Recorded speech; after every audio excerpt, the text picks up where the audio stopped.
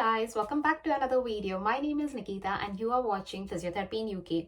Now many of y'all have been reaching out to me saying, are there any updates about UK visas and immigration? And there is a good news for you. There have been several updates being released over the course of the last 2 weeks, and today's video is going to be talking all about that. But before we dive into today's video, if you haven't already followed me on Instagram, do not forget to follow me at Physiotherapy in UK because I release daily and weekly updates related to jobs in the UK, being a healthcare professional, life in the UK, but also visas and immigration information that is released by the UK Home Office. So if you haven't followed me already, do so right now.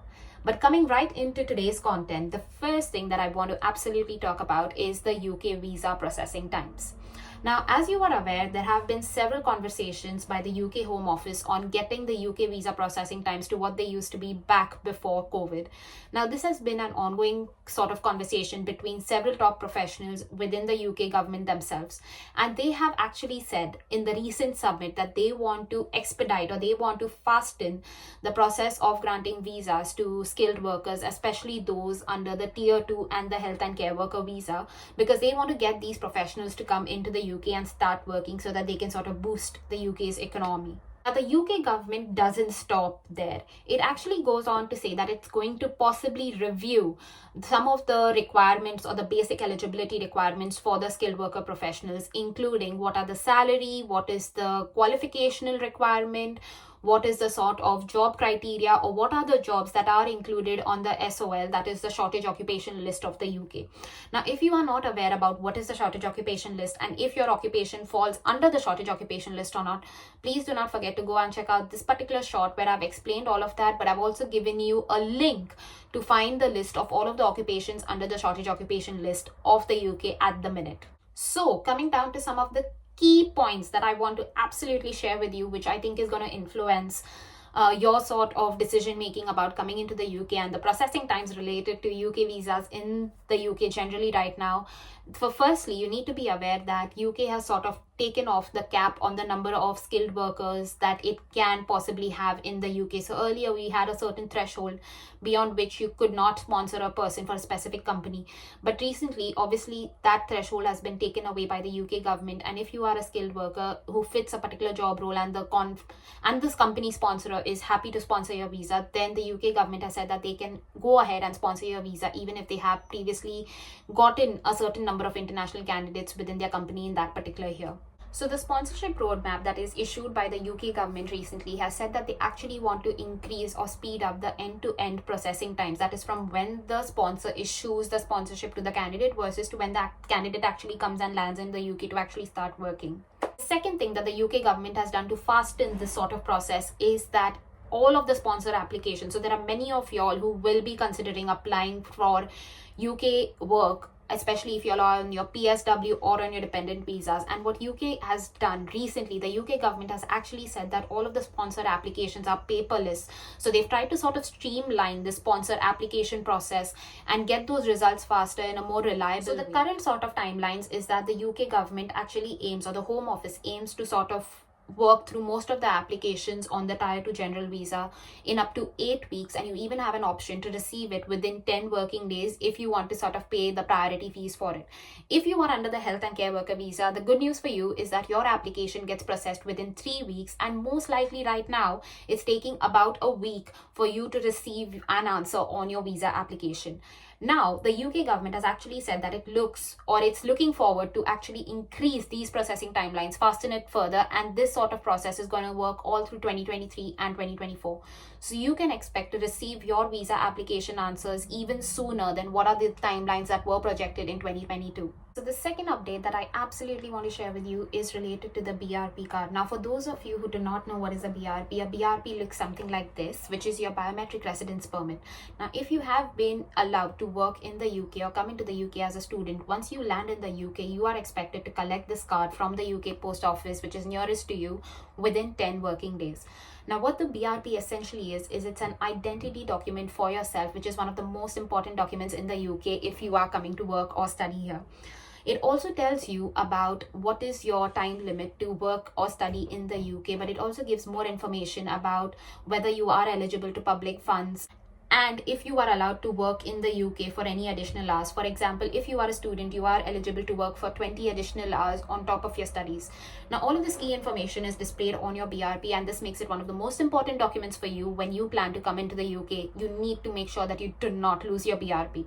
Now, what the UK Home Secretary has actually said is that they are planning to phase out the BRP. So you are not going to be receiving any more BRPs because they are trying to digitalize this whole system.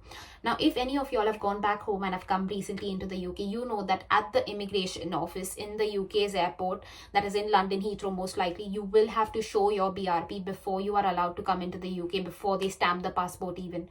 So that being said, they have recently released information that there have been many hundreds and thousands of illegal or fake BRPs that have been issued into the UK's market recently, and they are trying to sort of limit the influence of this fake or scammed BRPs being circulating around. So that is why the UK Home Office is now trying to digitalize all of our BRP. So if any of you all have received a BRP recently, you would see that even if you are on a skilled worker visa or a health and care worker visa, and your visa is there for about 3 years of time, you would see that your BRP only exists up to 31st December 2024. And from there onwards, no more information is mentioned on your BRP. The reason for this is because these BRPs are then going to be transitioned into the online digital system. And so no more BRPs are going to be issued from April 2023. So one of the key reasons why I am sharing this information with you is that you need to understand that several processes in the UK, including getting a provisional driving license, showing your employer that you are legally allowed to work in the UK, or even getting a part-time job in the UK, depends upon you showing the BRP as your identity document of being a legal person or a legal citizen to work or study in the UK. Now, if this is unavailable, what are you supposed to do? So one of the key sort of important takeaways from this video for you is going to be that you need to start using your share code. Now, if you haven't done anything about it, or you do not know what I'm talking about, please let me know in the comment section below, so I will be able to show you how you can share this code, or what is a share code that allows you to show that you are legally allowed to reside in the UK either for study or work purposes. But what you need to essentially do is start sharing your share code with others to show that you are legally allowed to reside and work or study in the UK or be a dependent.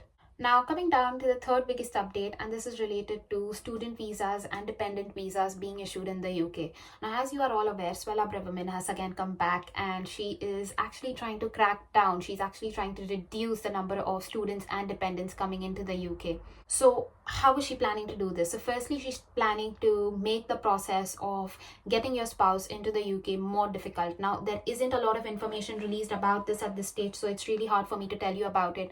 But do not forget to make this the time to subscribe to my channel if you haven't done already, just so that you would be interested and you would be getting all of the new updates from my channel frequently. But this is the first thing that she's trying to do. She's trying to make the process for spouse visas on student visas a little bit harder. The second thing she's trying to do is she's trying to increase the minimum requirements or the minimum threshold that is there on salary levels in the UK. Now, it's interesting to know, and if you haven't heard about this already, you need to have a certain minimum threshold in order for you to qualify for sort of working either on a work visa or on a Tier 2 visa. But what Swella Braverman is trying to do is she's trying to increase these sort of thresholds. So if your job doesn't qualify above the minimum threshold, you may not be allowed to apply for a work visa. Now, it's sort of important to know that these sort of thresholds have not been increased since 2012. So she deciding to take this step is actually going to influence the number of visas that might potentially be applied in the next year, that is in 2023 and in 2024. So be aware about this change before you are thinking about any other sort of applications, or even look whether you are eligible or whether you qualify to apply for certain visas right now. Now, it's actually interesting to know that these sort of recommendations by Swella Braverman were actually supposed to be released in October of 2022. But obviously, because of Liz Truss moving out of the government and Rishi Sunak sort of trying to come in by December, these changes or these sort of updates were held back. And so potentially these updates are going to be released anytime soon in 2023. So keep an eye out for these updates on my channel, but even generally on the Government of UK Home Office sort of website page. And now, finally, coming to the bread and butter visa for all of us healthcare professionals in the UK. If you haven't heard about it already, it is the health and care worker visa. And if you want me to make a video about this, about what is the eligibility requirements, what are the salary requirements, how long is this visa, and how are you going to potentially apply for this visa, do let me know in the comment section below, and I will make a video on it sooner. But what essentially has happened is that the health and care worker visa was actually a pilot project by the UK Home Office in a bid to sort of increase the number of health and care workers in the UK, because obviously, as you are aware and as I've listed down previously, there are about 10% vacancies in the NHS for healthcare workers. So you need to be aware that if your occupation falls under the shortage occupation list, you might be eligible to apply under the health and care worker visa, and do take this opportunity to do so. But this visa, like I said, was a pilot project and was supposed to end in 2023, that is this year, in February. Now, luckily, the UK Home Office hasn't said anything about this. So in my personal opinion, I think that this visa is still a sort of safe zone for us healthcare professionals to come and work in the UK. Now, if you are considering about whether this visa might end and what are the sort of updates around it, let me assure you again that UK Home Office has not released any information about this. But you need to be aware that there might be changes. So if you are in the process of applying for this visa, I would say do it now, do it today, because you do not know when this update might be released. Hopefully, and fingers crossed, this update is not released in the next year or in the next 2 years. But if it is, you do not want to be held responsible. So take this opportunity, take today's day, and try and make those applications if you have been granted a job with sponsorship that is eligible to apply for the health and care worker visa. So that's it for today's video, guys. In case any of y'all have questions about how you can land a job in the UK, where are you going to find NHS jobs that sponsor you, and how you are going to potentially apply for visas that allow you to legally stay in the UK, please do not forget that you could always book a one-to-one session with me. And that's a wrap for today's video. So in case you enjoyed this video, do not forget to like, share, and subscribe. But take care. Bye.